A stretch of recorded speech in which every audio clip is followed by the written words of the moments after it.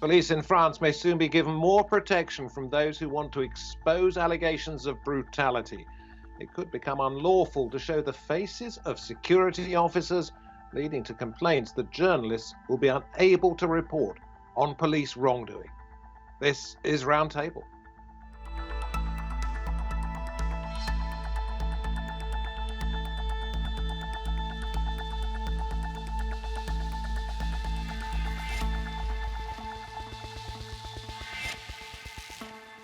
Good to have your company. I'm David Foster. It's called a comprehensive security law and would also give more powers to local police, letting them carry weapons.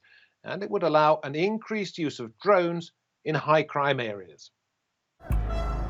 In recent years, France has seen many heavily policed mass demonstrations, and sometimes they've ended in violence from both the protesters and the police.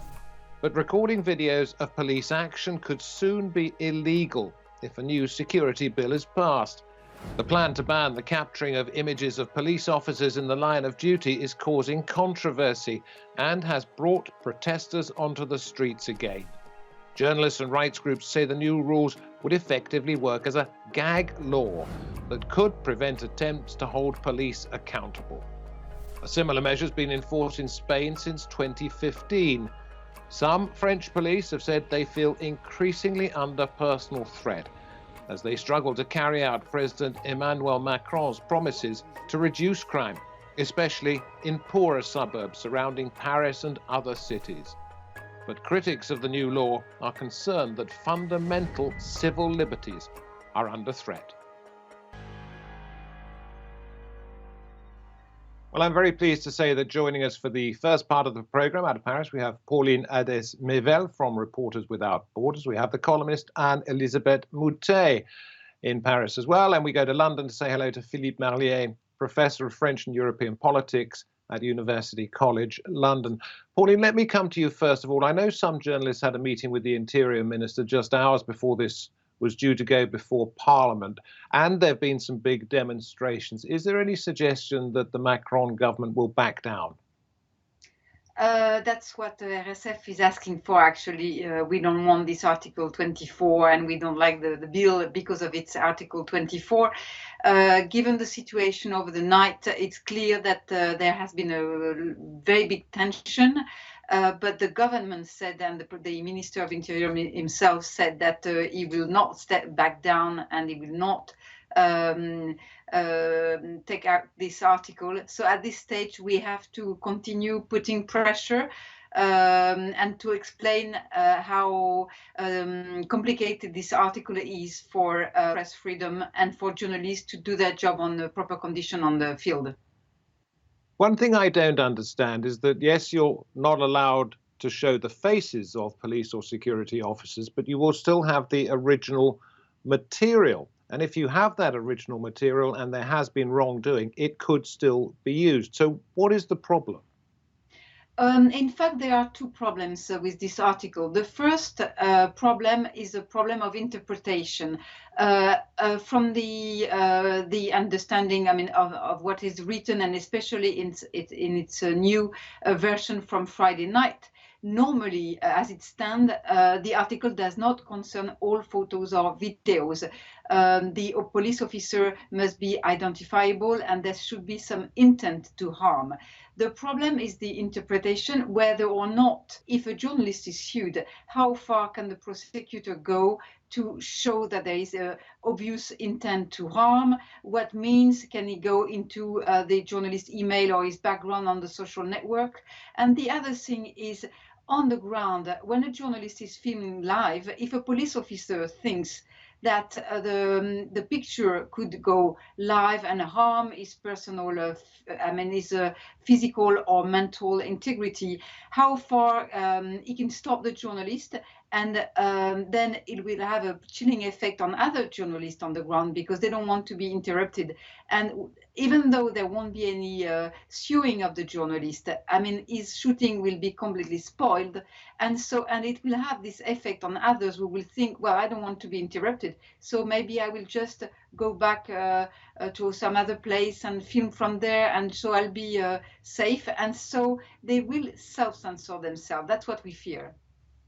Okay, I get it. So it's particularly about live events, and I see the dangers there. And Elizabeth, let me come to you. Do people really care about journalists, or is this about something bigger in the French psyche? I think on this one, journalists are not popular in France right now, and they're unfortunately not popular in many places, and they are conflated with a number of things, including fake news, including governments, including the fact that either they're seen as troublemakers or they're seen as the mouthpiece of the government, and sometimes the twice, the both things at once. But I think it's above that. I think it's really a question that this government, I don't think this government is actively trying to sort of enforce and pass bills that are anti-democratic, but I think they're sleepwalking their way through it because they're not terribly competent, to be completely honest. And it's very strange to see this, but you had this sort of passage of the baton to a younger generation. You had this massive intake in Parliament in 2017 when Macron was elected of people who'd never been in Parliament before, who are not especially well trained, and who I think do not realize that the cumulative effect of lots of measures that they've taken is to reduce civil liberties in a way that's terrifying. And one thing that really worried me actually is as there has been a discussion against Article 24 in particular, and some voices said, well, it will go in front of the French Constitutional Council, and it's possible that the council will rule it unconstitutional. This has happened in the past. And one of the Macron party, LREM MPs, Yael Braun-Pivet, who is a lawyer, said, well, the Conseil Constitutional should be reformed because it should go with the times. And the idea that you can threaten the equivalent of the Supreme Court in other countries because they might be doing something that goes against what you want to pass and say, well, we're going to reform it, is a bit like, the court in America.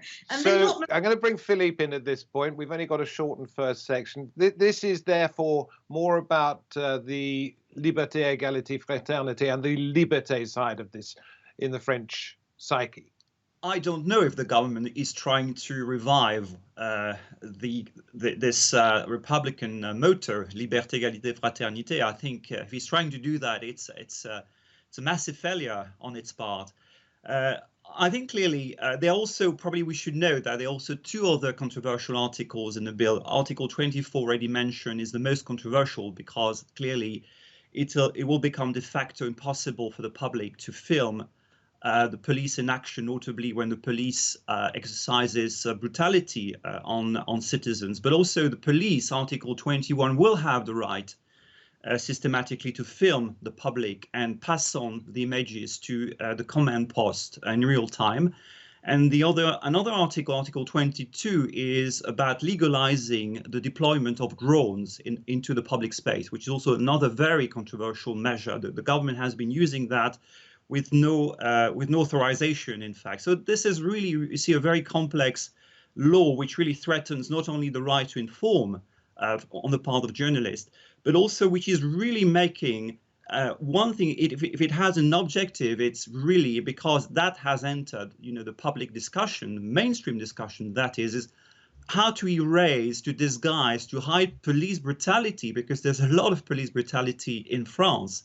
And instead of really dealing with it, the government has chosen to hide it. And how to hide it? Exactly by passing this controversial law where it is de facto impossible to film police brutality. Paulie, let me come back to you and let's discuss the police moving in on a migrant camp in Paris, pictures of which have been shown and which Darmanin, the Interior Minister, said were shocking. He wanted a full report. Are people questioning his motives in saying that he was disturbed by what he saw? Well, actually, the fact that he acknowledged that the pictures were unbearable is a good point. Whether or not there is a strategy behind, I don't know. The thing is, there has been, to comment on the previous guest words, I think that there has been a very big violence from the police towards journalists and civil rights defenders in France in the past years. It's true, it's a problem throughout the world, but we've had this problem. just to give the wider picture, I think we have to take into account, I mean, especially that's something we would like to point at RSF. First, we understand the request of the police of not wanting to be harmed and to be recognized. The second thing is we also understand that the police has been under high pressure since the 2015 attacks in France. And since then, given the number of demonstration with the yellow jacket or the labor law or the pension law, etc., there has been a lot of policemen on the ground, etc. So the tension has been... I was suggesting to Anne-Elisabeth that people generally don't care that much about journalists, but you also have the culture minister in France, the justice minister too, I believe, saying they are against this bill. What is their reasoning for their opposition? I think they each really speak for their constituency, so to speak. The culture circles are up in arms about this because they see this as a mistake and as something against civil liberties. And I think the justice minister, who used to be a barrister himself, which is a new thing in a justice minister in France, also sees the immediate inconvenience. And I'm with Alice on saying that, yes, the police has been incredibly under pressure and that their families have been threatened. They have been threatened personally. People have given their addresses on social media. And I can see why they're nervous. And the problem is more that the interior minister doesn't seem at the same time to be able to get the police the comfort and help that they need, and without doing something that is against civil liberties.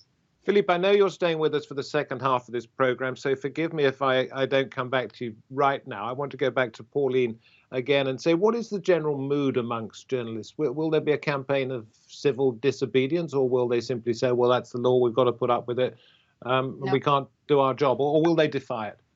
Well, you know the French mood, and you know the French also trend to demonstrate. No, not kidding, but clearly there is, I think, common agreement on the fact that this article does not work. I mean, whether it comes from moderate people or less moderate people, I think we need to obtain the withdrawal of this article. So I don't think people will give up, even though in a few minutes there will be a solemn vote at the Parliament.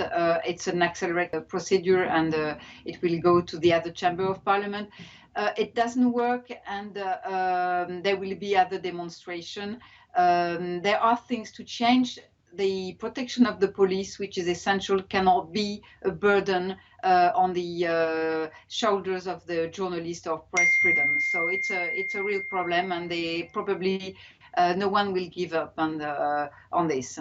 Quick one to you, Anne-Elisabeth, because I know you have to go at the end of this section as well. I know that you believe that this is across the board, left-wing, right-wing, and centrist. Why do you think the French government actually is doing something that appears to be so generally unpopular? I think they're between a rock and a hard place. They're trying to contain terrorism, which is dangerous and which has sort of marked all, there hasn't been a year without a terrorist incident, and there have been several, all bloody in France. On the one hand, the police have been overworked, and I think they do not actually, I think it's more a movement of weakness than a movement of authority. I think they feel weak and they gesticulate, and they don't realize that this has consequences that go beyond what's going on now. It's putting into law something that is not acceptable in our country. Already the powers of the various security laws passed over the years in France give the French police and the French state much more power than the once reviled Patriot Act in America. And there has been a slide which you have people from all political colors sort of worried about. I suggest you try and invite one day François Sureau, who's a barrister himself and also a great writer, a member of the Académie Française, and he's written very powerfully about this. We will take your advice on that one, Anne-Elisabeth. Pauline, thank you very much indeed to both of you. Philippe, I know you're staying with us. We appreciate your time here on Roundtable.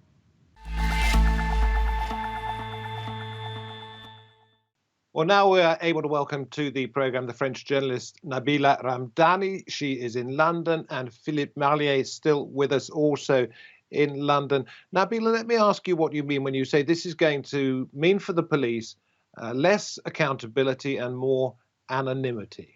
Well, I think it's very appropriate that we're having this discussion today, as on Monday night, there were horrendous scenes of violence right in the heart of Paris, and it mainly involved heavily armed police attacking not only hundreds of Afghan refugees who had set up a makeshift camp on the Place de la République, but also a large number of journalists who were there documenting it all. The police were not just punching and kicking people, but also using tear gas and batons against them. Human rights lawyers who were there on the scene defending refugees' rights were also brutalized by police. Now, how do we know all this? And why can I say this so confidently without fear of legal action against me? It's because all of this violence, this police violence, was filmed.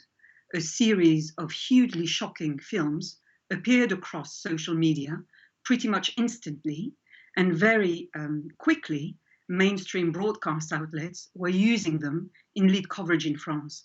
And then just as quickly, it began to appear in the foreign press, including in newspapers that most of us would describe as right-wing.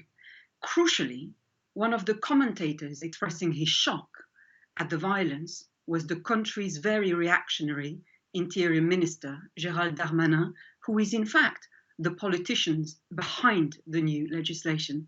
Darmanin called for an immediate inquiry, and of course, what evidence would he be using but film evidence of policemen?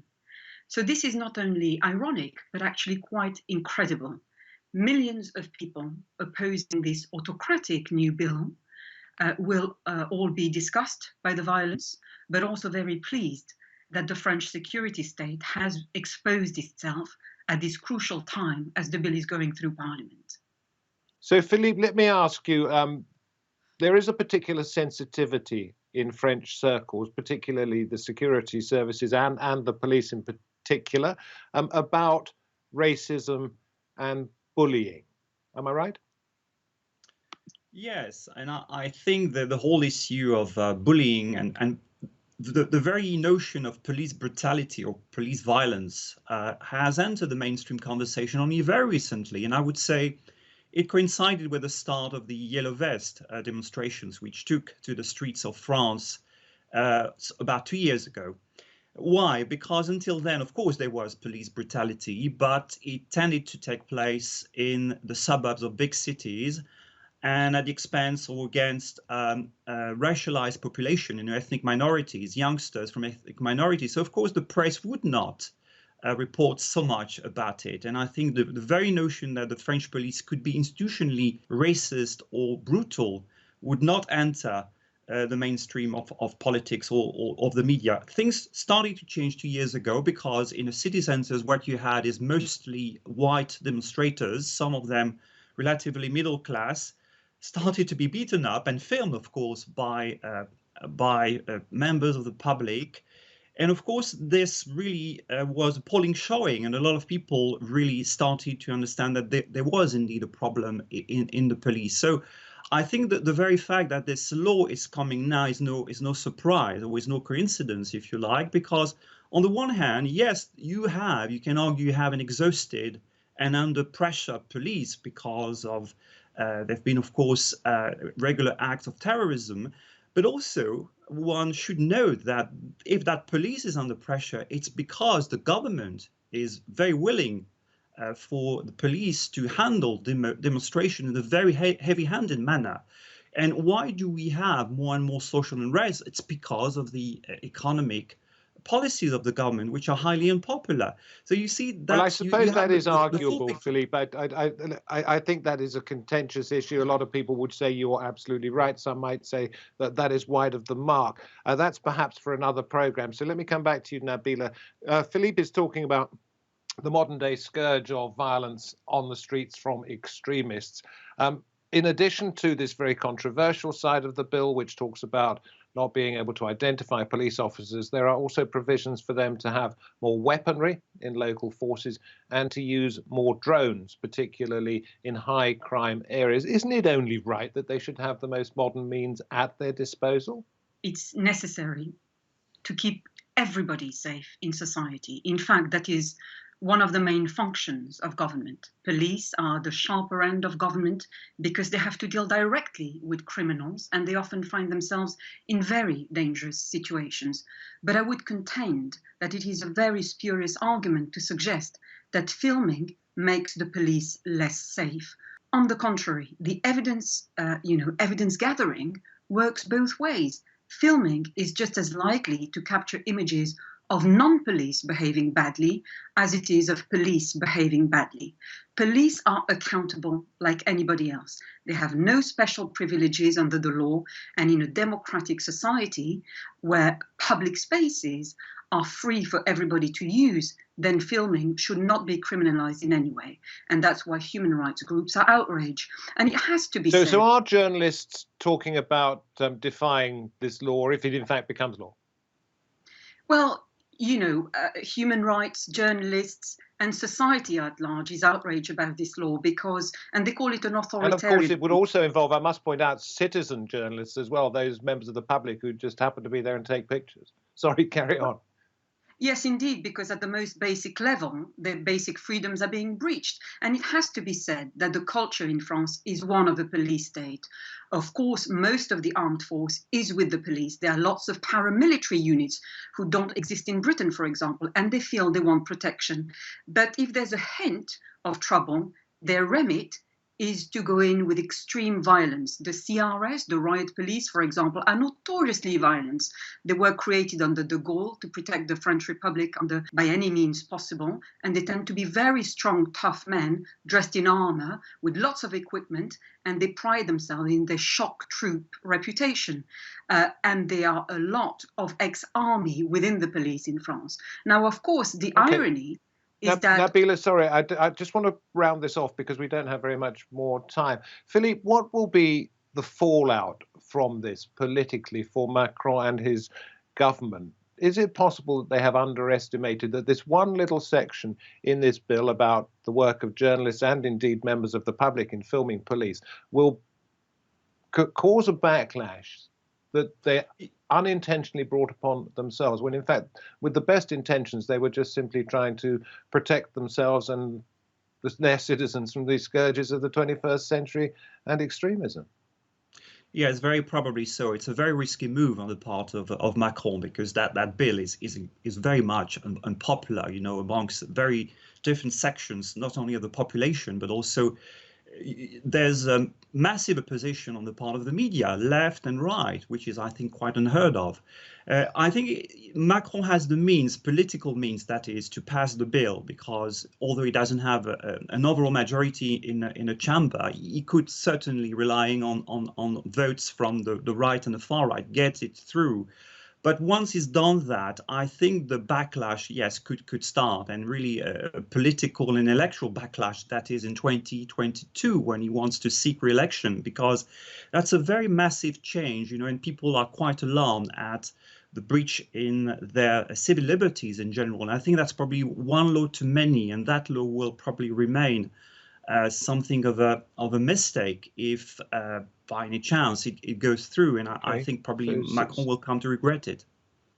There will be repercussions, and we just have to wait and see what they're going to be. Nabila, let me ask you, put your head on the block here. If you were in Paris, if you saw something happening and you happened to have your phone camera with you, would you risk publishing that and risk being sued, going to jail in the interests of free speech? Well, it's a very hard call to make, and that's why people are frightened, frankly, to be using their devices. The whole point of the world we now live in is people take pictures of everything, from their dinner to the streets they're walking along to, pictures of of themselves at their desk, and the thoughts of being criminalized if, police footage appeared, on what you were filming and were publicized on social media is absolutely frightening. And that's why I insist that this bill is effectively a move move towards anonymity and lack of accountability. And it very much fits in with France's traditional privacy laws and a general climate of secrecy, which has kept corruption secrets throughout the years, for example. And the whole point of being a police officer is you have chosen to work with the public. You are in public view and you are publicly accountable, even though you're dealing with strangers every day. And a good way of avoiding working with the public is don't become a police officer. There are other options. And ironically, police officers do not hide their face just during the pandemic, but as they do carrying out their jobs routinely. And also they do carry video cameras with them to record offences, but they're now denying citizens to also record wrongdoing. We shall see. Sorry if I cut you off at the end there, Nabila. Listen, thank you very much indeed for being on this roundtable. And my thanks to Philippe for staying with us throughout the course of the programme. There are interesting times ahead, not least with those elections that you mentioned coming up in the not too distant future. Thank you for being on the programme. Thank you for watching, wherever you happen to be doing so. From me, David Foster, from the Roundtable team, we hope to have your company next time. Until then, goodbye.